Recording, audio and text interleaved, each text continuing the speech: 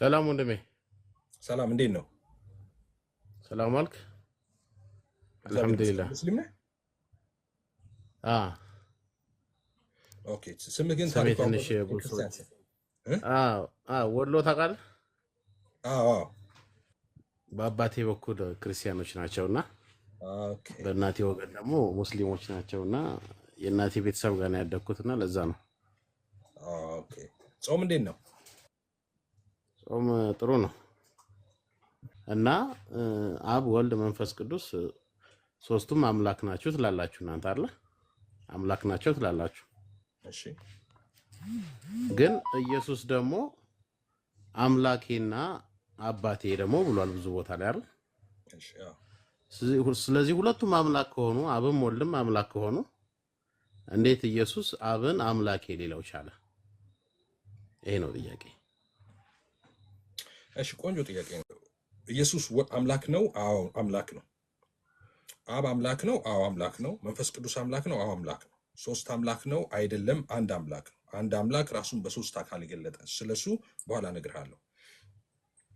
እኛ አምላክ የምንለው ለምሳሌ አብን አምላክ፣ ወልድን አምላክ፣ መንፈስ ቅዱስን አምላክ እንላለን።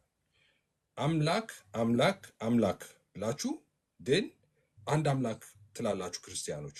ምንድነው እንደዛ የምትሉት?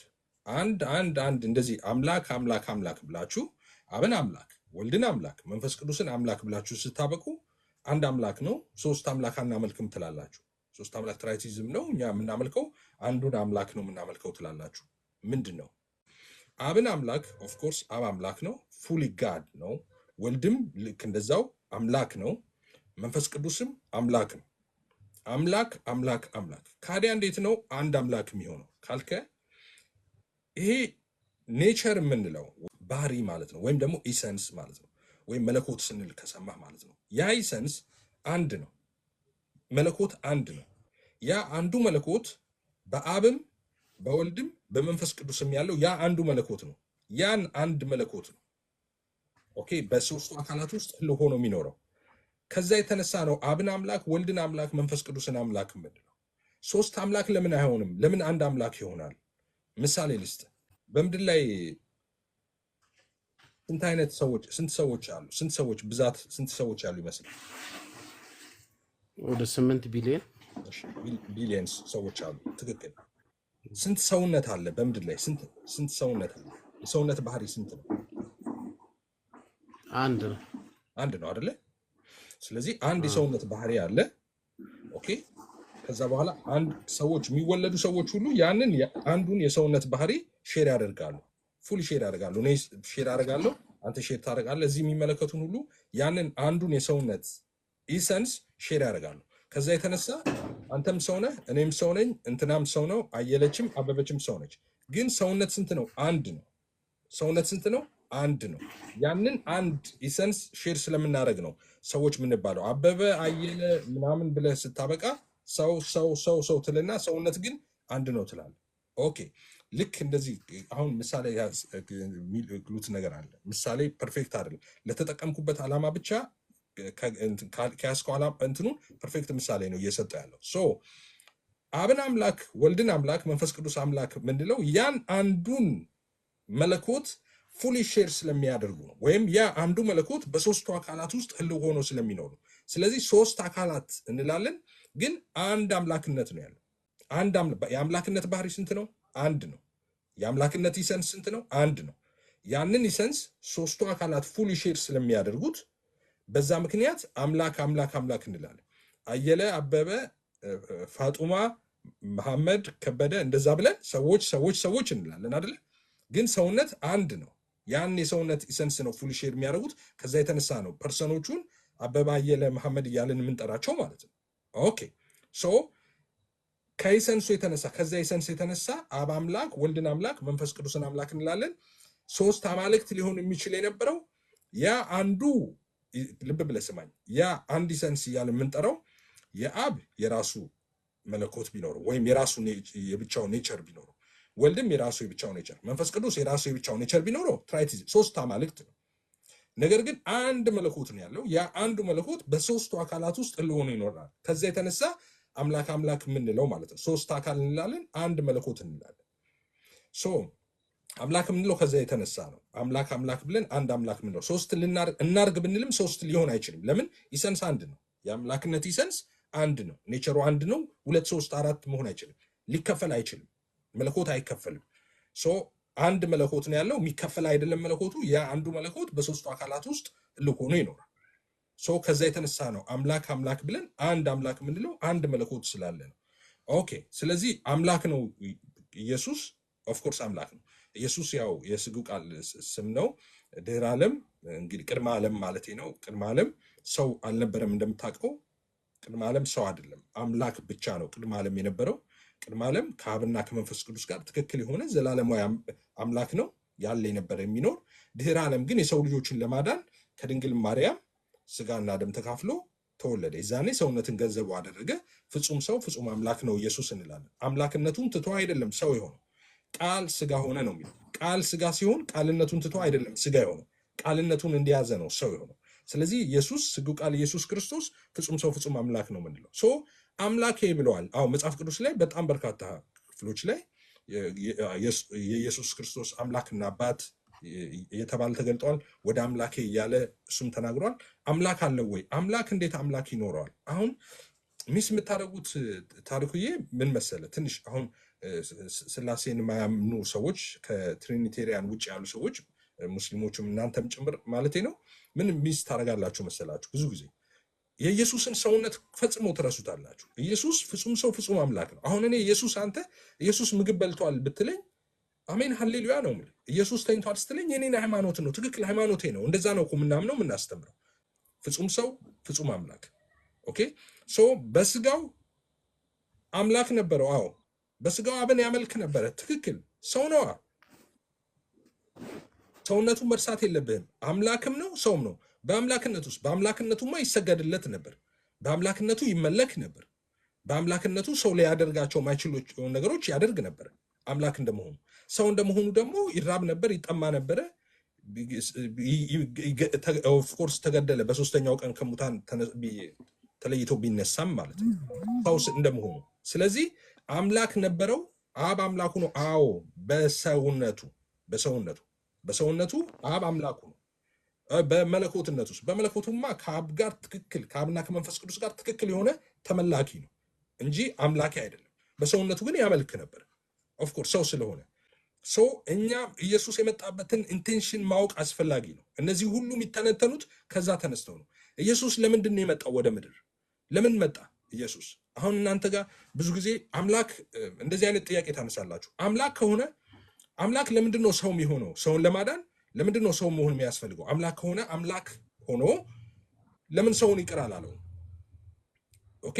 ሰው ሳይሆን ከድንግል ማርያም ሳይወለድ መሞት መሰቀል ሳያስፈልገው ለምንድን ነው አዳምን ያላነጻው?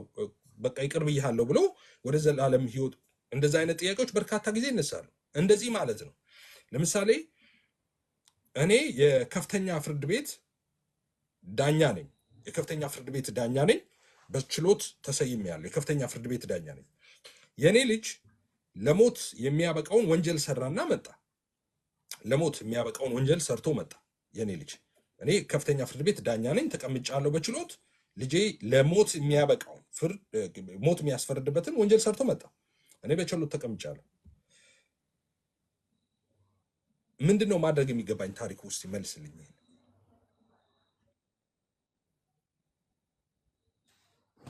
ያው በፍትሃዊነት መወሰንና መፍረድ ነው። ጎበዝ አይደለ? ጎበዝ። እግዚአብሔር ይባርክ። በፍትሃዊነት መፍረድ ነው። ስለዚህ እኔ ከፍተኛ ፍርድ ቤት ዳኛ አይደለሁ። ልጄ ላይ ምንድነው መፍረድ ያለብኝ ማለት ነው? ታሪኩ ምን መፍረድ አለ? ሞት ነው የሚሆነው። ወንጀሉ ሞት የሚያስፈርድ ከሆነ ሞት ነው የምትፈርደው።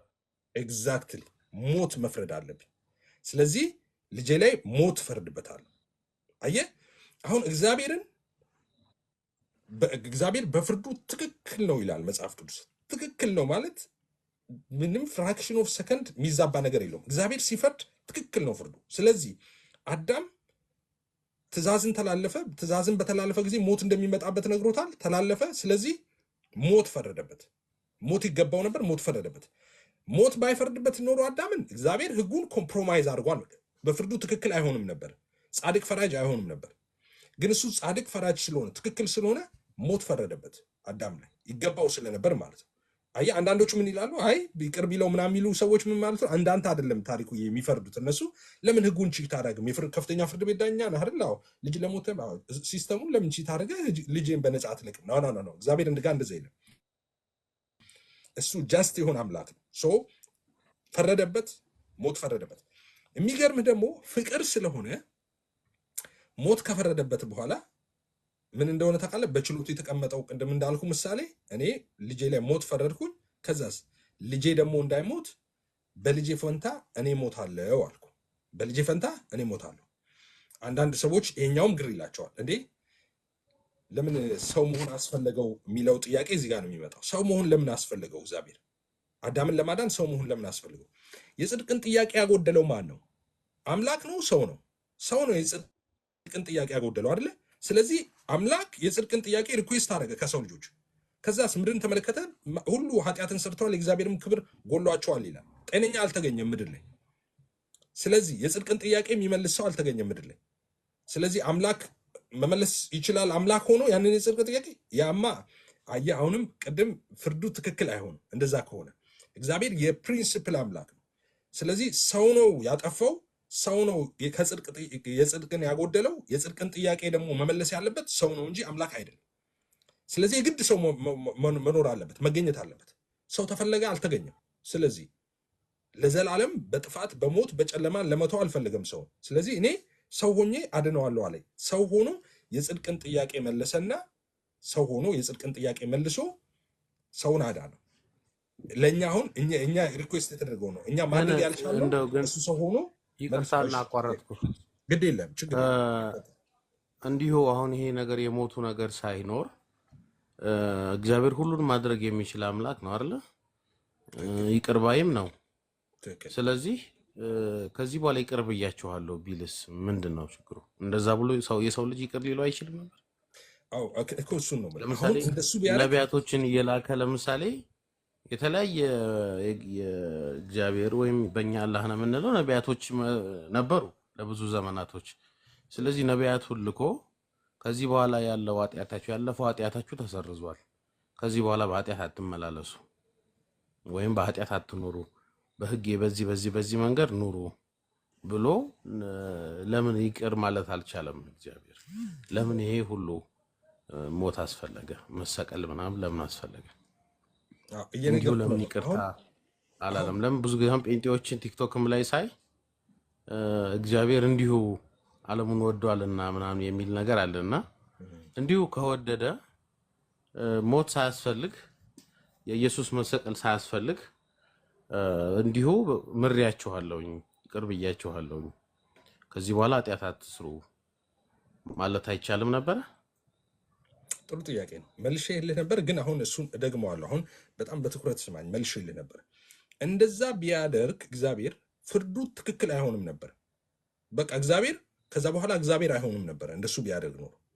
ለምን እንዳልኩ ቅድም በፍርዱ ትክክል ነው። እግዚአብሔር ትክክለኛ ፈራጅ አምላክ ነው። ትእዛዝን ሰጥቶታል። ሞት ትሞታለህ ይሄን በበላህ ጊዜ ብሎታል። ያንን በላ። ሞት አልፈርድብህም ካለው እግዚአብሔር በፍርዱ ትክክል አይደለም፣ በፍርዱ ጻድቅ አይደለም። ሰው የእግዚአብሔር ፍርድ ትክክል አይደለም ማለት ነው። እዛ ጋር ትሞታለህ ብሎ እዚህ ጋር ደግሞ አይ በቃ ቢሞት ይሄ እግዚአብሔር አይደለም ማለት ነው። እንደሱ ካረገ እሱ ግን እግዚአብሔር ነው፣ ጀስት የሆነ አምላክ ነው፣ ትክክል ነው በፍርዱ ጻድቅ ፈራጅ ነው። ስለዚህ ሞት ትሞታለህ አላለው። ቅድም እንዳልከው እኮ ነው። አሁን ማመጣልህ ምሳሌ ፍርድ ቤት የከፍተኛ ፍርድ ቤት ዳኛ ሆኜ በችሎት ተቀምጫለሁ። አብረን የመለስነው ጥያቄ እየጠየኩ ማለት ነው። በፍርድ ቤት ተቀምጬ ልጄ ለሞት የሚያበቃውን ወንጀል ሰርቶ መጣ።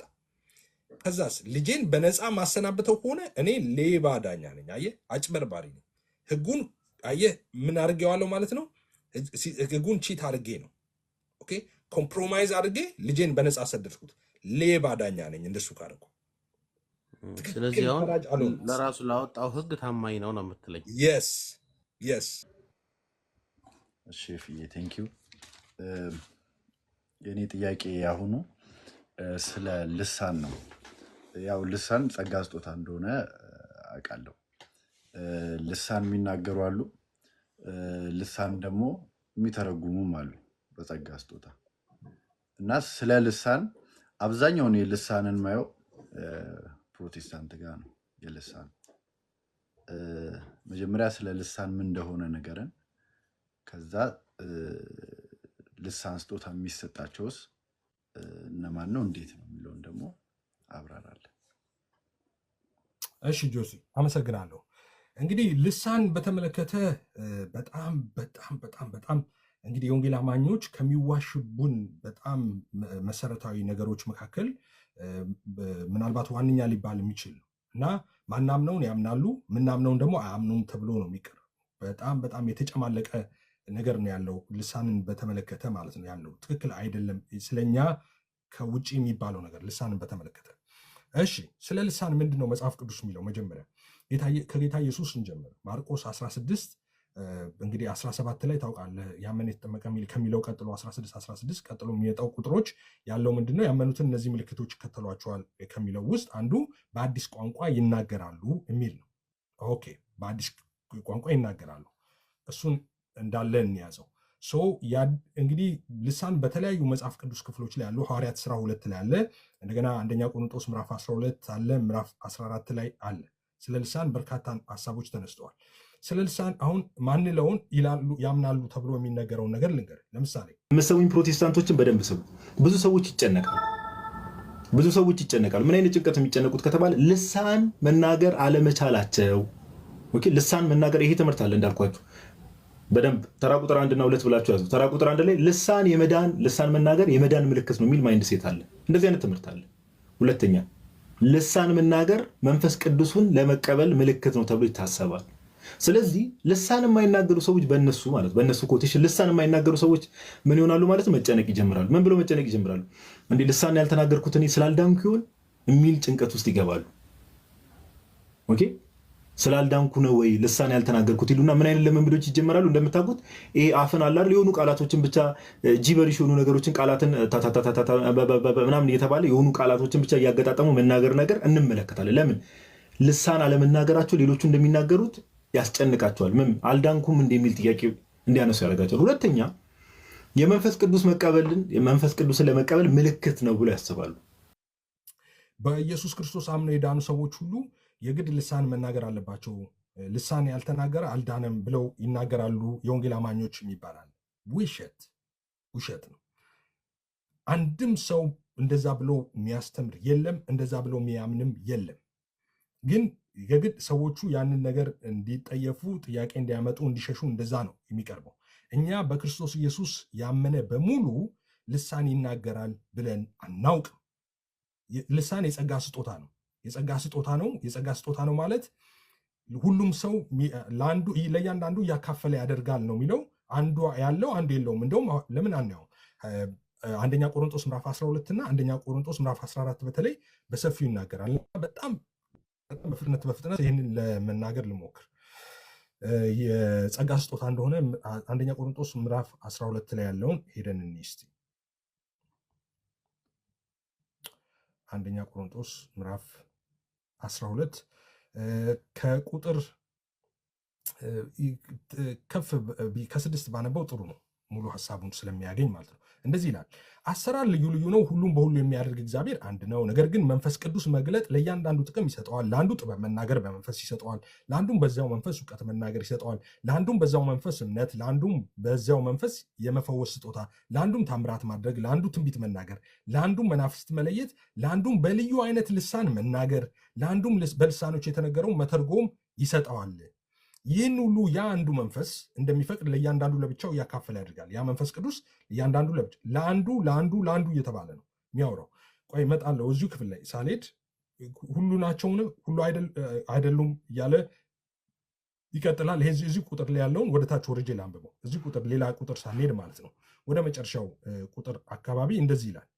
28 ቁጥር ላይ ሄድኩኝ። እዚሁ አንደኛ ቆሮንጦስ ምዕራፍ 12 ቁጥር 28 እንደዚህ ይላል፣ 27 ላይ እንደዚህ ነው የሚለው፣ እናንተም የክርስቶስ አካል ናችሁ፣ እያንዳንዳችሁም ብልቶች ናቸው። አሁን ስለ ቤተክርስቲያን ነው የሚያወራው። ከዛስ እግዚአብሔር በቤተክርስቲያን አለ። እግዚአብሔር በቤተክርስቲያን አንዳንዶቹን አስቀድሞ ሐዋርያትን፣ ሁለተኛም ነቢያትን፣ ሶስተኛም አስተማሪዎችን፣ ቀጥሎም ታምራት ማድረግን፣ ቀጥሎም የመፈወስ ስጦታ እርዳታንም፣ አገዛዝንም፣ የልዩ ልዩ አይነትም ልሳናትን አድርገዋል አለ። ኦኬ። ከዛስ እንደዚህ አለ፣ ሁሉ ሐዋርያት ናቸውን ይላል። አይደሉም ነው። ሁሉ ነቢያት ናቸውን? አይደሉም ነው። ሁሉ አስተማሪዎች ናቸውን? ሁሉስ ታምራትን ይሰራሉን? ሁሉስ የመፈወስ ስጦታ አላቸውን? ሁሉስ ልሳን ይናገራሉን? ሁሉስ ይተረጉማሉን? ነገር ግን የሚበልጠውን የጸጋ ስጦታ በብርቱ ፈልጉ፣ ደግሞም ከሁሉ የሚበልጥን አሳያችኋለሁ ይላል። ስለዚህ ወደዚህ ክፍል ላይ ለመጣ ካልከኝ ሁሉም ሰው በክርስቶስ ኢየሱስ አምኖ የዳነ ሁሉ ልሳን ይናገራል፣ ካልተናገር ካልዳንክም ብለው ይናገራሉ፣ ያስተምራሉ። ውሸት። እንደዛ አንልም። በክርስቶስ ኢየሱስ አምነው የዳኑ ሰዎች በመንፈስ ቅዱስ አማካኝነት ለቤተክርስቲያን የተሰጠ የጸጋ ስጦታ አለ። ያ ስጦታ መንፈስ ቅዱስ እንደወደደ ያደርጋል ነው የሚለው። አንዱ ነብይ ነው፣ አንዱ ሐዋርያ ነው፣ አንዱ አስተማሪ ነው እያለ ይዘርዝራል። ልሳን ከዛ ውስጥ ነው፣ የጸጋ ስጦታ ነው። ስለዚህ ልሳን ያለው አለ፣ የሌለው አለ። ሐዋርያ ሆኖ ልሳን ላይናገር ይችላል። ነብይ ሆኖ ልሳን ላይናገር ይችላል። የጸጋ ስጦታ ነው ነብይነት። ልሳን መናገርም የጸጋ ስጦታ ነው። ልሳን መተርጎምም የጸጋ ስጦታ ነው። ሌላኛው እዚህ ክፍል ላይ አንድ የምናየው ነገር በአዲስ ኪዳን ቤተክርስቲያን ውስጥ በመንፈስ ቅዱስ አማካኝነት የተሰጠ የጸጋ ስጦታ ነው። ስለዚህ ሐዋርያት የሌላት፣ ነቢይ የሌላት፣ ልሳን የማይናገርና ልሳን የሚተረጉም የሌለባት ቤተክርስቲያን አይደለችም። የሐዋርያት ቤተክርስቲያን አይደለችም ማለት ነው። አይደለችም። የሐዋርያት ቤተክርስቲያን ይሄ ነው። ሐዋርያቶች ያሉበት፣ ነቢያቶች ያሉበት፣ መናፍስት የሚለዩ ያሉበት፣ በኢየሱስ ስም ደዌዎች ላይ እጃቸውን ጭነው የሚፈውሱ ያለበት፣ ልሳን የሚናገሩ ልሳን የሚተረጉሙ ያለበት ነው። እችን እውነተኛዋ ቤተክርስቲያን የጸጋ ስጦታ ነው። በመንፈስ ቅዱስ አማካኝነት ለቤተክርስቲያን የተሰጠ የጸጋ ስጦታ ነው። እዚህ ጋር ብቻ አይደለም፣ ወደ በኋላ ላይ እንመጣለን። አንደኛ ቆሮንቶስ ምዕራፍ 14 ላይም በደንብ ያብራራል። ተመሳሳይ ሐሳብ አለው። አንደኛ የጸጋ ስጦታ ነው ልሳን። ሁለተኛ በክርስቶስ ኢየሱስ አምነው የዳኑ ሰዎች ሁሉም ይናገራሉ አይደለም፣ የጸጋ ስጦታ ነው። ሁሉም ሊኖረው አይችልም። ሁሉ ነቢይ እንዳልሆነ ሁሉ፣ ሁሉ ሐዋርያ እንዳልሆነ ሁሉ ልሳን አይናገርም፣ ሁሉ ልሳን አይተርጉም። ሌላው የሚዋሽብን ቁጥር 2 ውሸት፣ መንፈስ ቅዱስን እንደተቀበላችሁ የምታረጋግጡት በልሳን ነው ይላሉ። ውሸት ነው፣ ትክክል አይደለም ብለን አናውቅም። እንደዚህ አይነት ትምህርት የለም በወንጌል አማኞች ዘንድ።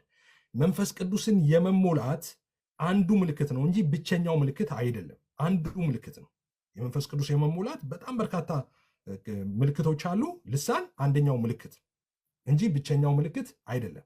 ሌላው ልሳን አሁን በወንጌል አማኞች ዘንድ እየተናገረ ያለው ልሳን ትክክል አይደለም፣ መጽሐፍ ቅዱሳዊ አይደለም የሚባል ነገር አለ። እንዴት ስትላቸው፣ አይ መጽሐፍ ቅዱሳዊ ልሳን ምድር ላይ ኤግዚስት የሚያደርግ የሆነ ሰሙዌር የሚነገር ልሳን ነው እንጂ ይሄኛው ማይተረጎም ዝም ብሎ እነሱ የሚሉት አይደለም ይላሉ። ውሸት ነው፣ ውሸት። መጽሐፍ ቅዱስ እንደዚህ አይልም። ይሄንን የሚሉት ሐዋርያት ሥራ 2 ላይ ያለው ነው። ሐዋርያት ሥራ 2 ላይ ያለውን ያመጡና ያኛው ነው ትክክል አይደለም። ሐዋርያት ሥራ 2 ላይ ያለውና አሁን ለአዲስ ኪዳን ለቤተ ክርስቲያን በመንፈስ ቅዱስ አማካኝነት ስጦታ ተደርጎ የተሰጠው ልሳን ሁለቱ ሰማይና ምድር ናቸው። ሁለቱ የተለያዩ ናቸው። ያ ሐዋርያት ሥራ 2 ላይ ያለው አሁን ንጽጽሩን እናያለን። ሐዋርያት ሥራ ምዕራፍ 2 ላይ ያለው መንፈስ ቅዱስ በዛ በቤተ ክርስቲያን ምስረታ ወቅት ለልዩ ተልኮ፣ በብሉይ ኪዳንም እንደዚያ ያደርግ ነበር። መንፈስ ቅዱስ ለልዩ ዓላማ በሰዎች ላይ ይመጣ ነበረ፣ ለተለየ ሚሽን። ያንን የሚፈልገውን የወደደውን ነገር አድርጎ ቴዎክራት አምላክ ነው። የወደደውን ሰርቶ ለመስራት በሰዎች ላይ ይመጣ ነበረ። የሐዋርያት ሥራ 2 እንደዛ ነው። የሐዋርያት ሥራ 2ና አሁን ሐዋርያው ቅዱስ ጳውሎስ እያነሳ ያለው በአዲስ ኪዳን ስጦታ ተደርጎ የተሰጠው ልሳን ሁለቱ አንድ አይነት አይደለም። አሁን የወንጌል አማኞች ቤተክርስቲያን ዘንድ የሚነገረው ልሳን መጽሐፍ ቅዱሳዊ ነው፣ እግዚአብሔራዊ ነው። ጳውሎስ የሚናገረው ልሳን ነው። እስቲ ማስረጃ፣ ሁለቱን ልዩነት በጣም በፍጥነት ላስረዳ። ለምሳሌ ሐዋርያት ሥራ ምዕራፍ 2 ላይ ያለውን ላስረዳ። ሁላችሁ ታውቁታላችሁ። ያንን እንደዚህ ይላል በዓለ ሃምሳ ላይ ማለት ነው። በዓለ ሃምሳ የተባለው ቀን በደረሰ ጊዜ ሁሉም በአንድ ልብ ሆነው ሳለ ድንገት የሚነጥቅ አውሎ ንፋስ ከሰማይ ድምፅ መጣ፣ ተቀምጠው የነበሩትን ቤት ሞላው። እሺ፣ ድንገት የሚነጥቅ አውሎ ንፋስ ከሰማይ ድምፅ መጣ፣ ተቀምጠው የነበሩበትን ቤት ሞላው ካለ በኋላ እንደ እሳት የተከፋፈሉ ልሳኖች ታዩአቸው። ኦኬ፣ እንደ እሳት መንፈስ ቅዱስ መጣ፣ እንደ ልሳን የተከፋፈሉ ልሳኖች ታያቸው፣ በእያንዳንዳቸውም ላይ ተቀመጠባቸው። በሁሉም መንፈስ ቅዱስ ሞላባቸው፣ መንፈስ ይናገሩ ዘንድ እንደሰጣቸው በሌላ ልሳኖች መናገር ጀመሩ። በሌላ ልሳኖች መናገር ጀመሩ። እሺ፣ ከሰማይ በታች ካሉ ህዝብ ሁሉ በጸሎት የተጉ የአይሁድ በኢየሩሳሌም ይኖሩ ነበረ። ይህ ድምፅ በሆነ ጊዜ ህዝብ ሁሉ ተሰበሰቡ፣ እያንዳንዱም በገዛ ቋንቋው ሲናገሩ ይሰማ ስለነበረ የሚሉትን አጡ። አሁን ሐዋርያቱ እነ ጴጥሮስ መናገር የጀመሩት ቋንቋ ምንድን ነው? ምድር ላይ ኤግዚስት የሚያደርግ ሰዎች ሊሰሙት የሚችል በዛ የተሰበሰቡትን የእነሱን ቋንቋ ነበር የሚናገሩት። እዚህ ክፍል ላይ ሐዋርያት ሥራ ምዕራፍ 2 ላይ ከዛ እንደዚህ ይላል፣ መጥተው እንደዚህ አሉ፣ ተገርመውም ተደንቀውም እንደዚህ አሉ፣ እነሆ እነዚህ የሚናገሩት ሁሉ የገሊላ ሰዎች አይደሉምን? እኛም እያንዳንዳችን የተወለድንበትን የገዛ ቋንቋችንን እንዴት እንሰማለን ይልና ሰዎቹን ይዘረዝራል። ጳርቴና፣ የሜድ፣ ኢላሜ እያለ ይዘረዝራል የተሰበሰቡትን ሰዎች ማለት ነው። ከዛስ የቄርጤና የሐረብ ሰዎች ካለ በኋላ የእግዚአብሔርን ታላቅ ስራ በልሳኖቻችን ሲናገሩ እንሰማቸዋለን። ሁሉም ተገረሙና አመንትተው እርስ በርሳቸው እንጃ ይሄ ምን ይሆን አሉ። ሌሎች ግን ያፈዙባቸው ነበረ ይላል። አሁን እዚህ ክፍል ላይ ያለው ልሳን ይሄ ነው። ሰዎች የሚሰሙት የሆነ ሀገር ላይ የሚነገር ኤግዚስት የሚያደርግ ቋንቋ ነው ይላሉ። ትክክል። ይሄኛውና የሐዋርያት ስራ ላይ በአዲስ ኪዳን ለቤተክርስቲያን ስጦታ ተደርጎ የተሰጠው ልሳን አንድ አይነት አይደለም፣ ሳይሆን የሚገናኝ አይደለም። ማስረጃ። እሺ እዚህ ጋር አሁን ሁለት ነው። ወደዛኛው ከመሄዴ በፊት እዚህ ጋር አሁን እንድትይዙልኝ የሚፈልገው ነጥብ አለ ጆስዬ። አንደኛው እነዚህ ሰዎች እነ ጴጥሮስ መጀመሪያ ተናጋሪዎቹ እነ ጴጥሮስ ልሳን እየተናገሩ ያሉት እነ ጴጥሮስ የሚናገሩት ቋንቋ የሚታወቅ ቋንቋ ነው። ሰዎች ሰምተዋቸዋል። በዙሪያ የተሰበሰቡ ሰዎች ሰምተዋቸዋል። የተናገሩት እነ ጴጥሮስ በዛ በዙሪያው የነበሩ ሰዎች የሚሰሙትን ቋንቋ ነው። ሰዎቹ የሚሉትን ሰምተዋል። ለዛም ነው በገዛ ቋንቋችን የእግዚአብሔርን ታላቅ ነገር ሲነግሩን እየሰማን ነው አሉ። ኦኬ አሁን ወደ አዲስ ኪዳን ቤተክርስቲያን እንመለስና ለቤተክርስቲያን ስጦታ ተደርጎ የተሰጠውን ልሳን እንይ ማለት ነው። መጽሐፍ ቅዱስ አንደኛ ቆሮንቶስ ምዕራፍ 14 ቅድም 12 ላይ ነበር ያወጣሁት። ምዕራፍ 14 ላይ ከቁጥር 1 ጀምሮ ልብ ብላችሁ ስሙኝ። እንደዚህ ይላል፣ ፍቅርን ተከታተሉ፣ መንፈሳዊ ስጦታንም ይልቁንም ትንቢት መናገርን በብርቱ ፈልጉ። ኦኬ ፍቅርን ተከታተሉ፣ መንፈሳዊ ስጦታ ይልቁንም ትንቢት መናገር ፈልጉ። ከዛ ሁለት ላይ አሁን በደንብ ስሙኝ። ሁለት ላይ እንደዚህ የሚል ቃል አለ፣ በልሳን የሚናገርስ ይላል። በልሳን የሚናገርስ ለእግዚአብሔር እንጂ ለሰው አይናገርም። እዚህ ጋር ቆይ እዚህ ጋር በልሳን የሚናገር ምን አለ? ለእግዚአብሔር እንጂ ለሰው አይናገርም። እንዴ ሐዋርያት ሥራ 2 ላይ እኮ ለሰው ነው የተናገሩት አይደል እንዴ? ለእግዚአብሔር እኮ አይደለም፣ ለሰዎች ተናገሩ፣ ሰዎቹ ሰሟቸው። ይሄ ምን ይላል? ልሳን የሚናገር ለእግዚአብሔር ይናገራል እንጂ ለሰው አይደለም አለ። ለሰው አይደለም። እነ ጴጥሮስ ሐዋርያት ሥራ ምዕራፍ 2 ላይ የተናገሩት ለሰው ነው። እዚህ ጋርስ ለእግዚአብሔር ነው ለሰው አይደለም ይላል። ከዛስ የሚያስተውለው የለምና ይላል።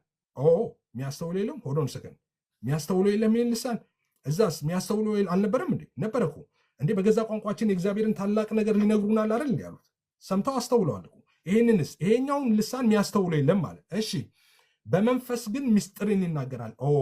በመንፈስ በስፕሪት ሆኖ ምስጢርን ነው የሚነጋገረው። ምስጢርን ይነጋገራል ማለት እሱ ለእግዚአብሔር ምስጢር ይነግራል ማለት ሳይሆን ከመንፈሳዊ ዓለም ጋር ከእግዚአብሔር ጋር ኮሚኒኬት ያደርጋል ሰዎች በማይሰሙት። ስለዚህ ይሄ መንፈሳዊ ሰማያዊ ቋንቋ ነው ማለት ነው ልሳን። ኦኬ ከዛ በኋላ ትንቢት መናገር እኔ ትኩረቴ እሱ ጋር ስላልሆነ ይሄ የተጻፈበት ክፍል እንደምታውቁት የጸጋ ስጦታ አጠቃቀሙ ትክክል ስላልነበር እሱን ስርዓት ለማስያዝ ነው ጳውሎስ እየተናገረ ያለው። ስለዚህ የምፈልግባት ፖይንት ሊድ ሙሉ በጣም ረጅም ስለሆነ ላለማድከም ማለት ነው። እንደዚህ ይላል። የምፈልግበት ቦታ ላይ ልምጣ። 13 ላይ እዚሁ ላይ ነኝ። አንደኛ ቆሮንቶስ ምዕራፍ 14 ቁጥር 13 ላይ እንደዚህ ይላል፣ ስለዚህ በልሳን የሚናገር እንዲተረጉም ይጸልይ ይላል። በልሳን የሚናገር እንዲተረጉም ይጸልይ። ሆዶን ሰከንድ ቆይ እንዴ አንደኛ ቅድም አይተናል። እዚህም አንደኛ ቆሮንቶስ ምዕራፍ 12 ላይ አይተናል። ሁለት ቦታዎች ላይ ልሳን መናገርና መተርጎም የጸጋ ስጦታ እንደሆነ አይተናል። ኦኬ አሁን እዚህ ጋር እናያለን። ሐዋርያት ሥራ ምዕራፍ 14 አንደኛ ቆሮንቶስ ምዕራፍ 14 ላይም እናየዋለን። እዚህ ጋር ማለት ነው መተርጎምና መናገር የጸጋ ስጦታ እንደሆነ። ጳውሎስ እዚህ ጋር ምን ይላል? ልሳን የሚናገር እንዲተረጉም ይጸልይ ይላል። እንዴ እንዲተረጉም ይጸልይ? አዎ ልሳን መናገር ጸጋ ስጦታ፣ መተርጎም ጸጋ ስጦታ። እንዴ ለምን አስፈለገ? ሐዋርያት ሥራ ላይ እኮ ምዕራፍ 2 ላይ ልሳን ምድር ላይ ኤግዚስት የሚያደርግ ሰሙኤል የሚነገር ቋንቋ ከሆነ መተርጎም የሚባለው የጸጋ ስጦታ ለምንድን ነው? መተርጎም ማለት ነው ጃፓንኛ ከሆነ የምትናገረው አንተ ኢትዮጵያ ሆነ በቃ ጃፓን ትሄዳለህ፣ ጃፓንኛ ትናገራለህ። ሐዋርያት ሥራ 2 ላይ እንዳለው ህዝቡ ይሰማሃል ማለት ነው የምትናገረው። ተርጓሚ ለምንድን ነው የሚያስፈልገው? የጸጋ ስጦታ ትርጉም ሆኖ ለመጣ እንዴ ሰዎቹ በቀጥታ ለምን አይሰሙ ቋንቋቸው? ልሳኑ የጸጋ ስጦታ ነው፣ ተሰጠህ አንተ ጃፓንኛው። እንዴ ጃፓኖች አይሰሙም እንዴ? ካለ ጃፓንኛ ስታወራ አይሰሙም። ጃፓንኛ አይደለማ፣ መተርጎም አለበት። የጸጋ ስጦታ ያለው ሊኖር ይገባል። መንፈሳዊ ቋንቋ ነው፣ ሰማያዊ ቋንቋ ነው። ስለዚህ መተርጎም አለበት። ስለዚህ ጳውሎስ ምንድነው የሚለው? በልሳን የሚናገር እንዲተረጉም ይጸልይ። መተርጎም አለበት። ጸልዮ ነው፣ የጸጋ ስጦታ ነው፣ ጸልዮ ነው የሚቀበለው እንጂ እንደ ሐዋርያት 12 ላይ ሰሙዌር ኤግዚስት የሚያደርግ ከሆነ ትሄዳለህ። አፋር ክልል አታውቅም መናገር፣ አንተ አፋርኛ ይሰጣል፣ አፋርኛ ትናገራለህ፣ ይሰማዋል። ኖ አይደለም፣ ይሄ እንደዛ አይደለም። አፋርኛ መናገር ይሰጥሃል፣ ከዛ በኋላ እነሱ ይሰማሃል አይደለም። ሰማያዊ ቋንቋ ነው። አንተ ራሱ አታውቀውም። በነገራችን ላይ ጳውሎስ ቆይ ቀጥሎ ነገር አለው። የምትናገረውን ልሳን አንተ ራሱ አይደለም ሰው አንተ ራሱ አታውቀውም። ጳውሎስ ራሱ ነው የሚለው። ብዙ ማደናገሮች አሉ ልሳንን በተመለከተ ማለት ነው። ሰው መተርጎምም የጸጋ ስጦታ ነው። ለምን የሆነ ሰሙዌር ኤግዚስት የሚያደርግ ቋንቋ አይደለም። አንተ የምትናገረው ሰማያዊ ቋንቋ ነው፣ መንፈሳዊ ቋንቋ ነው። ያንን ደግሞ መስማት የሚችለው ተርጓሚ ነው። ያ ስጦታ ያለው ነው፣ የጸጋ ስጦታ ያለው ተርጓሚ ነው። ጳውሎስ ቀጥሎ እንደዚህ ነው የሚለው፣ በልሳን ብጸልይ አለ መንፈሴ ይጸልያል፣ አእምሮዬ ግን ያለ ፍሬ ነው። ሐዋርያ ቅዱስ ጳውሎስ ነው ይሄን እያለው ቀጥሎ ያለው 14 ላይ ነው። በልሳን ብጸልይ መንፈሴ ይጸልያል፣ አእምሮዬ ግን ልሳን ስናገር አእምሮ አያውቅም እያለ ነው ጳውሎስ። በልሳን ስትጸልይ አንተ ራሱ አታውቀውም። የወንጌል አማኞች የሚናገሩት ልሳን ትክክል አይደለም፣ ከሰይጣን አይደለም። ለምን ስለማይ አይደለም። አንደኛ የማይተረጎም ልሳን አይደለም የሚልም ይሄ እንግዲህ የመጽሐፍ ቅዱስ ኮንሴፕት አይደለም፣ ፈጽሞ ከመጽሐፍ ቅዱስ ሀሳብ የወጣ ነው። ለምን ጳውሎስ የሚናገር እንዲተረጉም ይጸልይ አለ።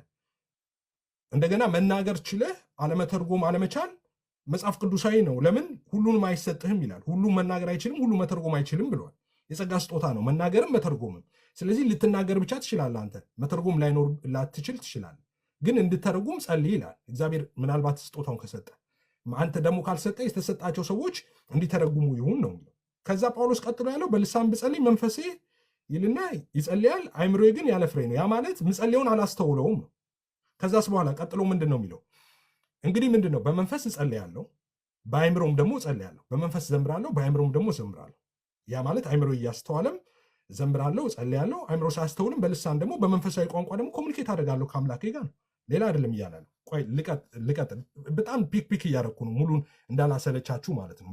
ጨርሻለሁ፣ ኦልሞስት ጨርሻለሁ። ከዛ እንደዚህ ይላል፣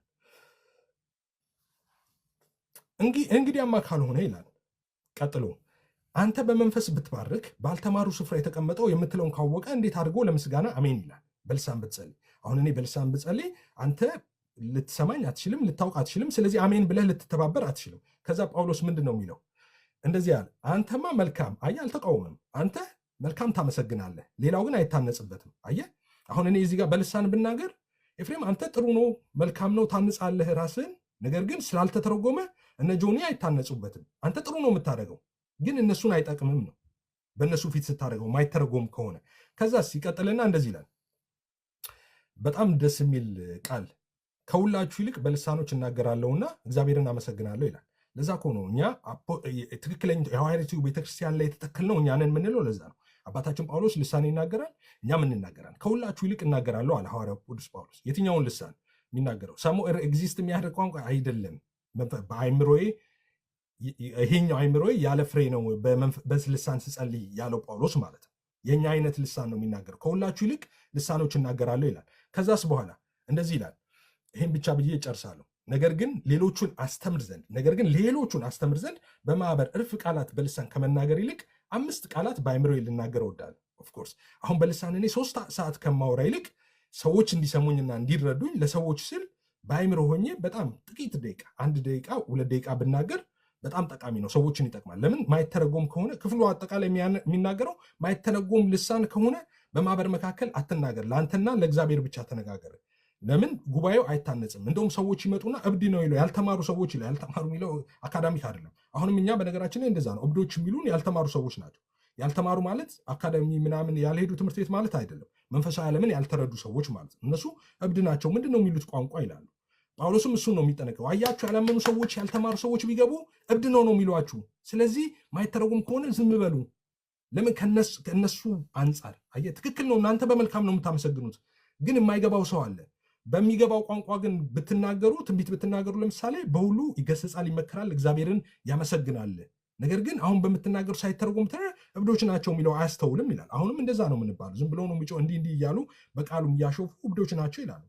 ጳውሎስም እንደዛ ይለዋቸዋል፣ ተጠንቀቁ የሚለው ለዛ ነው። እኛም እናስተምራለን። በነገራችን ላይ በጉባኤ መካከል ሚዲያ ላይ ልሳን አትናገሩ ማይተረጎም ከሆነ መሰናክል ነው የሚሆነው ለሌሎቹ። እናንተ ትክክል ጥሩ ነው መልካም ታመሰግናላችሁ፣ ግን በቃ ጳውሎስ ደግሞ የጌታ ትእዛዝ ነው ብለዋል። ስለዚህ ይሄ ሰው ከማሰናከል አንጻር ሚዲያ ላይ ወይም በጉባኤ መካከል ማይተረጎም ከሆነ ልሳን አትናገሩ፣ ለራሳችሁ ግን ተናገሩ፣ ከእግዚአብሔር ጋር ኮሚኒኬት አድርጉ ብለን እንናገራለን ብዙ ጊዜ ማለት ነው። ስለዚህ ወንጌል አማኞች የምንናገረው ልሳን መጽሐፍ ቅዱሳዊ ነው። የሐዋርያት ሥራ 2ና ለቤተክርስቲያን የጸጋ ስጦታ ተደርጎ የተሰጠው ልሳን፣ ይህን ልሳን የሌለበት ቤተክርስቲያን እነዚህ የተዘረዘሩት ሐዋርያት፣ ነቢያት፣ የፈውስ ስጦታን፣ መናፍስት የመለየ እነዚህ አገልግሎቶች የሌሉበት ቤተክርስቲያን የሐዋርያት ቤተክርስቲያን አይደለም ማለት ነው። ታንክ ዩ። አንዴ ልሳን ምን ማለት ነው? በአጭር ልሳን ማለት ቀጥታ ትርጉሙ ቋንቋ ማለት ነው። ልሳን ቋንቋ አንደበት ወይም ቋንቋ ማለት ያ ማለት ግን ቋንቋ ማለት ኦሮምኛ፣ አማርኛና ሀደርኛ ማለት አይደለም። መንፈሳዊ ሰማያዊ ቋንቋን ጸጋ የሚሰጥ እንደገና ለመስማት እንኳን ጸጋ የሚያስፈልግም በጸጋ የሚተረጉሙ በጸጋ የምትናገሩ በጸጋ የምትተረጉሙ መንፈሳዊ ሰማያዊ ቋንቋ ቀጥታ ትርጉሙ አንደበት ቋንቋ ማለት ነው ልሳን ማለት። ስለዚህ ይሄ የጸጋ ስጦታ ሪዝኑን ነው የምንነግረኝ። ልክ ላይሆን ይችላል ጥያቄው፣ ይቅርታ። ይሄ የጸጋ ስጦታ ለምን ፕሮቴስታንት ጋር ብቻ ተሰጠ? እውነተኛው የሐዋርያት ቤተክርስቲያን የወንጌል አማኞች ስለኛ ስለሆንን ማለት ነው። መንፈስ ቅዱስ ከኛ ጋር ስለሆነ የክርስቶስ አካል ራሱ የሆነባት እኛ አካል ብልቶች ሆነን የተጋጠምንበት ያቺ አንዲቱ አካል ውስጥ ለዛች መንፈስ ቅዱስ እንደወደደ ያከፋፈለ ያደርጋል ይላል። መንፈስ ቅዱስ ለቤተክርስቲያን የሰጠው የጸጋ ስጦታ ነው። ያቺ ቤተክርስቲያን የኛ ስለሆነች መንፈስ ቅዱስ ለኛ ሰጥቷል ስጦታውን። ስለዚህ እኛ እንናገራለን ልሳን ማለት። አመሰግናለሁ።